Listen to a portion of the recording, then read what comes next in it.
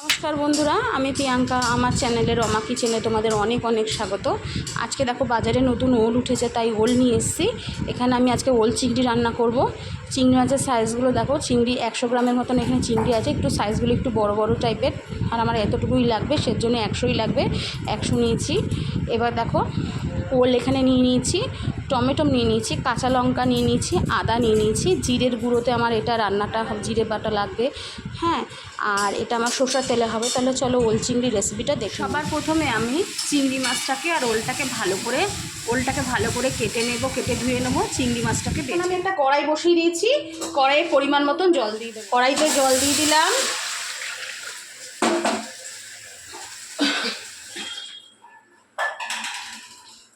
এবার আমি ওলগুলো দিয়ে দেব। ওলটাকে আমরা একটু সেদ্ধ করে নেব।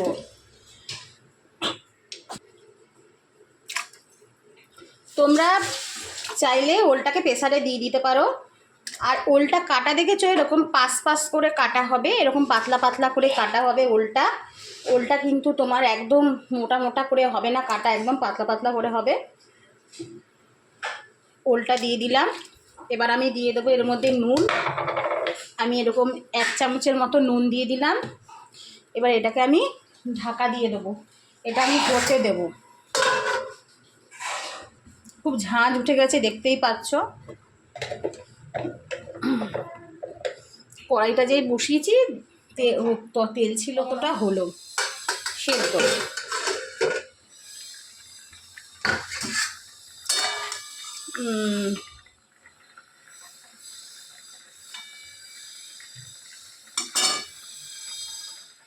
হ্যাঁ দেখো কি সুন্দর সেদ্ধ কিন্তু হয়ে গেছে, দেখো গলে গেছে।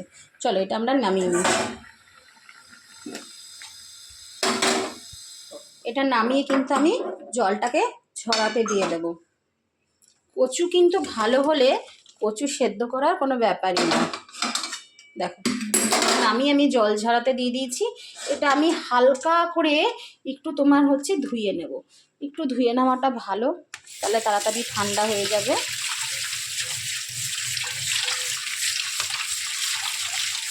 দেখো একদম কিন্তু এটা হয়ে গেছে। এ দেখো, তাই একটু জলটা আমি ঝরিয়ে নিই। ততক্ষণে আমি কি করব, কড়াইতে আলুগুলো ভেজে নেব। কড়াইতে দিয়ে দিচ্ছি সর্ষের তেল। তেলটা গরম হোক, গরম হতে থাক। গরম হওয়ার সঙ্গে সঙ্গে তেলটার মধ্যে আমি কি দিচ্ছি দেখো। সবার প্রথমে দেব তোমার, তেলটা গরম হলে দারচিনি, এলাচ। এখানে আমি দিয়ে দিচ্ছি একটা এলাচ, দারচিনি আর দিয়ে দিলাম। আর এখানে যেটা কচুতে আমাদের এখন লাগবে সেটা হচ্ছে তোমার 5 ফোড়ন।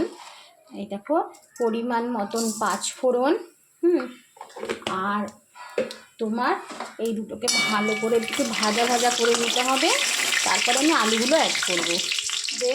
দিয়ে দেব হলুদ, আর দেব পরিমাণ মতন নুন। খুব ভালো করে মাখিয়ে নেব। আলুটাকে কিন্তু আমি সেদ্ধ করিনি, দেখতেই পাচ্ছ আলুটা কিন্তু আমার কাঁচা আলু। এটাকে আমি ভেজে নেব, লাল লাল করে ভেজে নেব।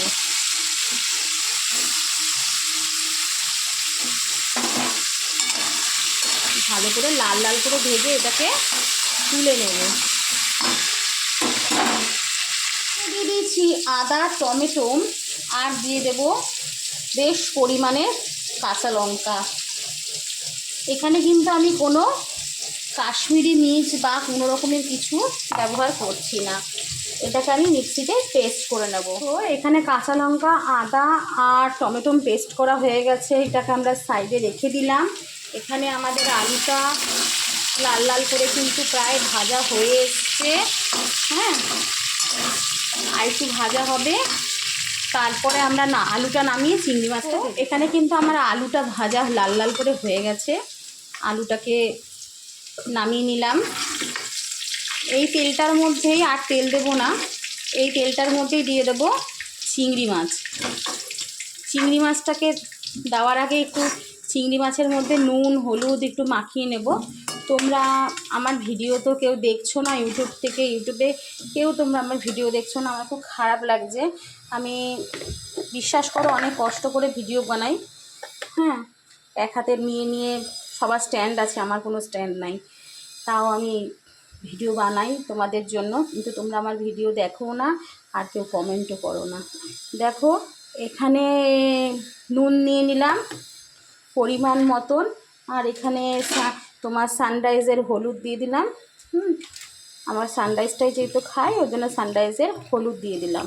চিংড়ি মাছগুলো বড় বড় ছিল তোমরা দেখলে, আমি এটাকে কেটে ছোট করে নিয়েছি, কারণ আমার ছোটো চিংড়ির এখানে খুব প্রয়োজন ছিল। চিংড়ি মাছটাকে এবার আমি লাল লাল করে ভালো করে ভেজে তুলে নেব। আমি যেরকম করে রান্না করছি প্লিজ তোমরা বাড়িতে এরকম করে রান্না করো, সেরকম করে রান্না করে খাও, আর অবশ্যই আমাকে লাইক করো, আমার চ্যানেলটাকে আমার পাশে থাকো, লাইক করো, কমেন্ট করো, আর আমার ভিডিও ভালো লাগলে শেয়ার করবে প্লিজ। আর আমার ভিডিওটা সাবস্ক্রাইব করতে কিন্তু ভুলবে না, নতুন নতুন আরও ভিডিও পেতে। আর পাশে থাকা বেল আইকনটা অবশ্যই প্রেস করবে সাবস্ক্রাইব করার পরে, তাহলে নতুন নতুন আরও ভিডিও তোমাদের কাছে ঢুকে যাবে। দেখো এখানে আমাদের চিংড়ি মাছটা কিন্তু ভাজা হচ্ছে। একটা কথা এখানে আমি বলে রাখি, এখানে দেখো চিংড়ি মাছটাকে কিন্তু আদা ভাজা করলে হবে না, একটু বেশি ভালো মতনই ভেজে তুলে রাখতে হবে। হালকা বেশি কড়া করবো না, হালকাও ভাজবো না, মিডিয়াম ভেজে চিংড়ি মাছটাকে আমরা তুলে নিতে হবে। আর যে চিংড়ি মাছগুলোকে আমরা নামিয়ে রাখবো। আর তোমরা যদি মনে করো যে চিংড়ি মাছের গায়ের মধ্যে হলুদ এই এটাতে দেবে না, দিও না, দেবে না, কিন্তু দিলে পরে একটু ভালো হয়। আর এই দেখো আমাদের কিন্তু চিংড়ি মাছগুলো হয়ে গেছে ভাজা।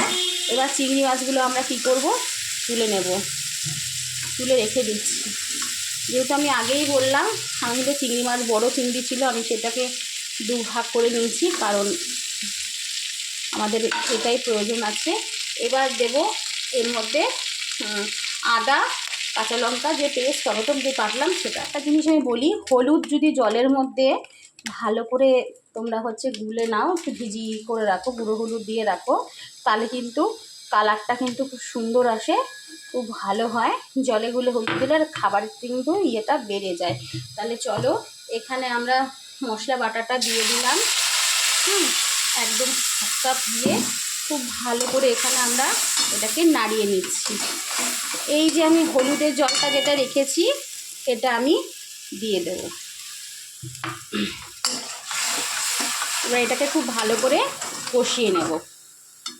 দেখো মশলাটা কিন্তু আমাদের কষাবো, কিন্তু আমরা এই যে মশলাটা এতটা এরকম হয়েছে, এর মধ্যে আমার আলু দিয়ে দিলাম, আর দিয়ে দিলাম সেদ্ধ করা ওল। এবার এটা সমেত এটাকে আমি খুব ভালো করে কষাবো।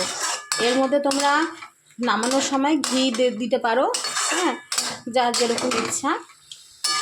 দেখো আমি কিন্তু ওলটাকে খুব ভালো করে, ওল আর আলুটা ভাজা আলুটাকে খুব ভালো করে কিন্তু কষিয়ে নিচ্ছি।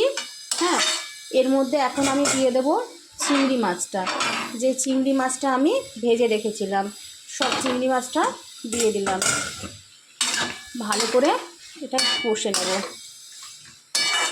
এই রেসিপিটা খেতে খুব সুন্দর লাগে বন্ধুরা, বিশ্বাস করো, তোমরা বাড়িতে রান্না করো এরকম করে, দেখে খুব ভালো লাগবে। এটাকে আমি এবার ঢেকে দেব, ঢেকে একটু সিম করে দেব, আঁচটা কমিয়ে দিলাম। এটা আমি হতে দিই, দেখে নিই এটা কত দূর হয়েছে।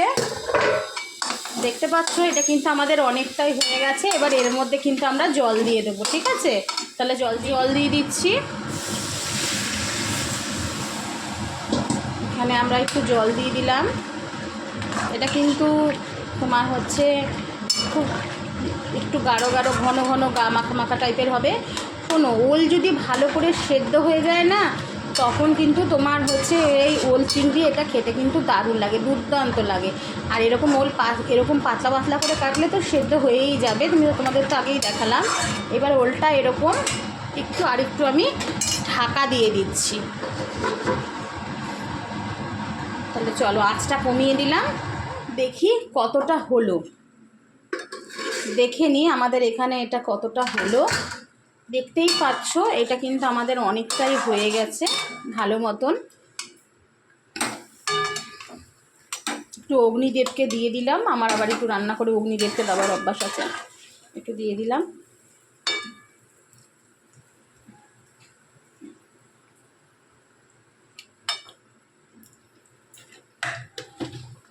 আমরা এর মধ্যে আর একটু নুন অ্যাড করব।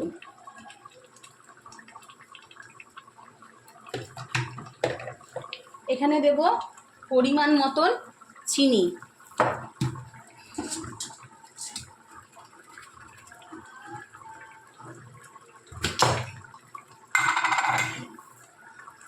এতটা পরিমাণে চিনি দিয়ে দিলাম, ভালো করে নেড়ে দেব। এটা একটু টানতে দেব। দেখেছো কি সুন্দর কচুগুলো কিন্তু একদম গলে গেছে। কচু ভালো হলে কিন্তু খুব সুন্দর হয়। একটু সামান্য পরিমাণে ঘি থাকলে তোমরা অ্যাড করবে, না হলে দেবে না। ঘি না থাকলে দেওয়ার কোনো প্রয়োজন নাই, আর ঘি থাকলে অবশ্যই একটু ঘি দেবে। আমি একটু গরম মশলা দিয়ে দিলাম, এই গরম মশলাটা আমি বাড়িতে তৈরি করেছি, গরম মশলাটা দিয়ে দিলাম। আর একটু টানতে দেবো। এর মধ্যে আমরা পরিমাণ মতন, দেখো এতটা পরিমাণে ঘি দিলাম, তোমাদের যতটা লাগবে তোমরা দিয়ে দেবে। এবার এটা অনেকটাই টেনে গেছে, আর বেশি টান টান করবো না, যেহেতু এটা কচু, এটা নামিয়ে নেব। দেখো আমার কিন্তু ওল আলু দিয়ে চিংড়ি মাছের রসা তৈরি হয়ে গেছে, ওল দিয়ে চিংড়ি মাছের রসা তৈরি হয়ে গেছে। তাহলে আমার এই রেসিপিটা ভালো লাগলে অবশ্যই আমাকে কিন্তু, আমি প্রতিদিনের মতন বলছি, আমাকে কিন্তু অবশ্যই আমার চ্যানেলটাকে সাবস্ক্রাইব করবে যদি আমার রান্না ভালো লেগে থাকে। আর অবশ্যই লাইক করবে, কমেন্ট করতে কিন্তু প্লিজ ভুলবে না। তোমরা কেউ কমেন্ট করছো না, প্লিজ বন্ধুরা আমাকে একটু কমেন্ট করো, আমার ভিডিওটা ভালো লাগলে লাইক করো। কালকে আবার নতুন একটা রেসিপি নিয়ে তোমাদের সঙ্গে আসবো, ততক্ষণের জন্য টাটা।